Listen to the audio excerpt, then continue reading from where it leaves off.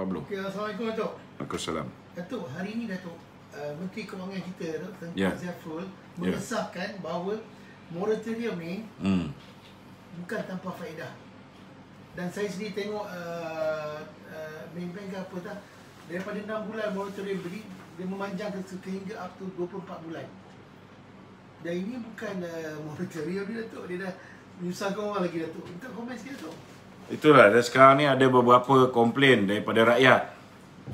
Ada yang mengatakan bahawa untuk melayakkan diri mereka mendapat moratorium selama 6 bulan ini, tempoh bayar balik dipanjangkan sampai 24 bulan. Maknanya ada yang masih ada lagi 3 tahun jadi 5 tahun. Dia restructure balik loan.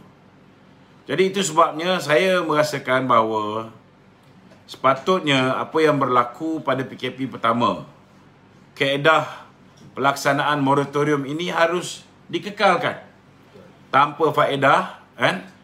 Dan tidak ada pihak bank yang memainkan ataupun mengambil kesempatan di atas kesempitan rakyat pada hari ini. Tapi jangan bimbang tuan-tuan, sekiranya kerajaan Muhyiddin ni turun dalam masa terdekat ini, saya begitu yakin saudara hari ini, bukan setakat rakyat Malaysia dah tak tahan dengan kerajaan bodoh ni, saya yakin bahawa ke bawah dulian di-Pertuan Agong dan Raja-Raja Melayu pun dah tak tahan dengan sifat dan sikap kerajaan kita hari ini. Jadi kalau misalnya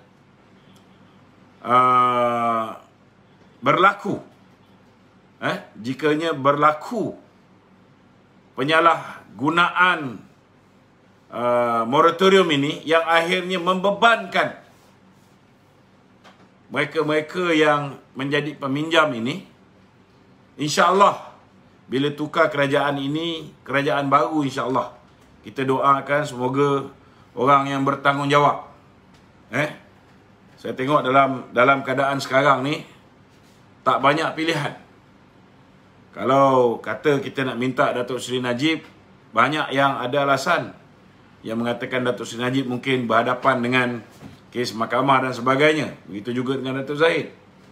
Jadi kemungkinan besar kalaulah kerajaan ini turun saudara atau diturunkan, kemungkinan besar sebuah caretaker government ataupun kerajaan sementara akan mengambil alih kepimpinan negara. Saya yakin bahawa masalah ini akan boleh kita selesaikan. Kita akan cuba minta kerajaan baru supaya apa yang kita perolehi ketika PKP 1, iaitu moratorium selama 6 bulan secara pukal tanpa syarat dan tak ada interest, dapat diberikan kepada semua, insya-Allah tuan-tuan. Kalau selagi namanya Zafrul, selagi namanya Muhyiddin ni, kita memang tak boleh nak percayalah saudara. Minta maaf lah kalau dah jenis dah biasa menipu orang ni saudara, apa mereka buat ni pun akhirnya ada muslihat di sebaliknya. Saya duk harap-harap saudara, antara Menteri Kewangan yang terbaik yang pernah menjadi Menteri Kewangan Malaysia, saya nampak antara orang yang boleh dipertimbangkan oleh baginda tuanku. Orang yang pernah hari ini menjadi pengurusi Lembaga Penasihat UMNO. Kalau misalnya pengurusi Lembaga Penasihat Barisan Nasional tak boleh kita pertimbangkan sebagai Perdana Menteri interim, kita ada penasihat UMNO, iaitu Yang Berhormat Mulia Tengku Razali Hamzah, seorang yang cukup berpengalaman, orang yang mendirikan Petronas, orang yang pernah menjadi Menteri Kewangan, tahu macam mana nak memulihkan ekonomi kita. Saya yakin tuan-tuan, seorang yang berjiwa rakyat ini mungkin akan mampu untuk memberikan satu harapan baru kepada rakyat Malaysia yang hari ini ramai yang sudah kehilangan harapan untuk hidup. Kan? Keadaan dah terlalu amat-amat menyedihkan, tuan-tuan. Jumlah orang yang tak makan ni terlalu ramai. Hari ni, saudara, mungkin Muhyiddin tak sedar. Hari ni, anak-anak kita yang perempuan ada yang terpaksa melacurkan diri bila hilang pekerjaan. Mungkin mereka tak sedar bahawa hari ini daripada mereka buat kerja, nak pergi kerja pun tak boleh, akhirnya mereka mengambil jalan singkat juga. Terjebak dengan aktiviti-aktiviti pelacuran. Itu kira okey lagi kalau perempuan, kalau muda. Tapi kalau yang dah berusia, yang lelaki, saya tak tahu nak cakap apalah, kan. Saya rasa hari ni, saudara, keadaan kita ni dah terlalu parah. Kehidupan rakyat dah terlalu terbangsat akibat daripada PKP bodoh Muhyiddin Yassin ni, saudara. Cakap panjang pun tak gunalah, tuan-tuan. Kita hari-hari duk kata macam-macam.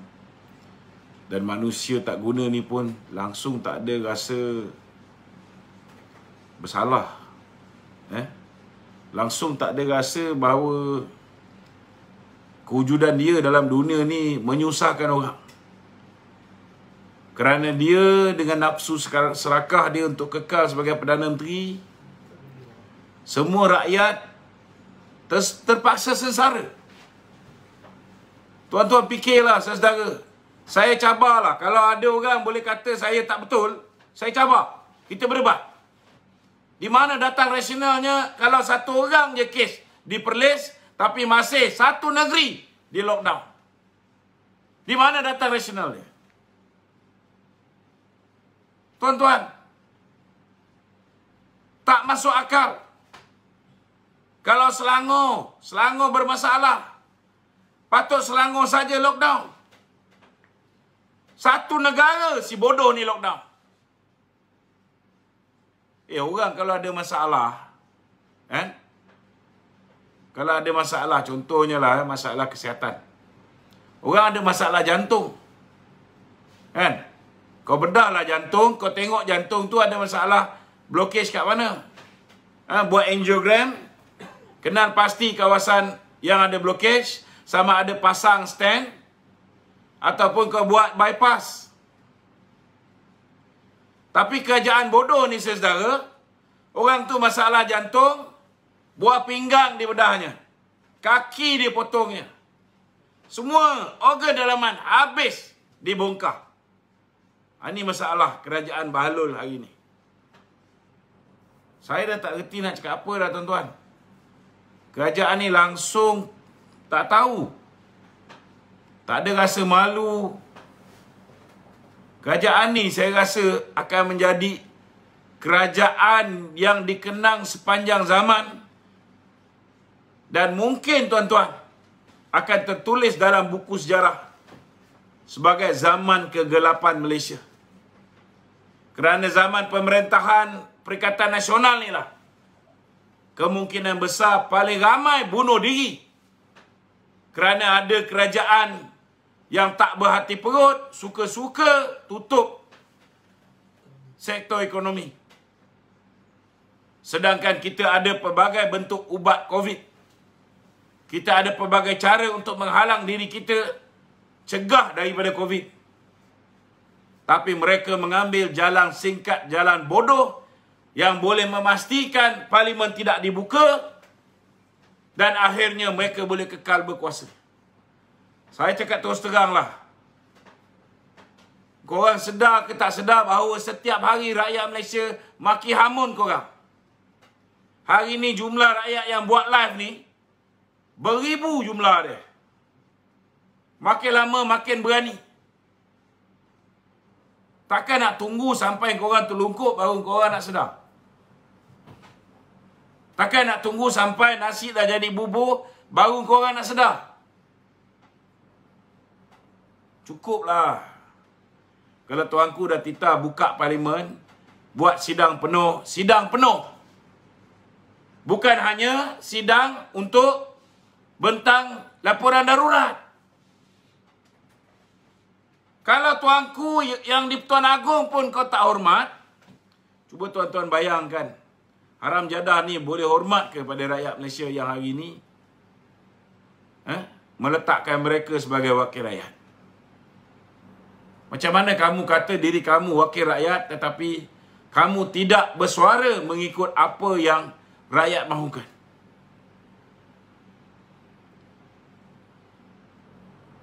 Beratlah, berat, betul, berat. Tak tahu nak cakap apa lagi.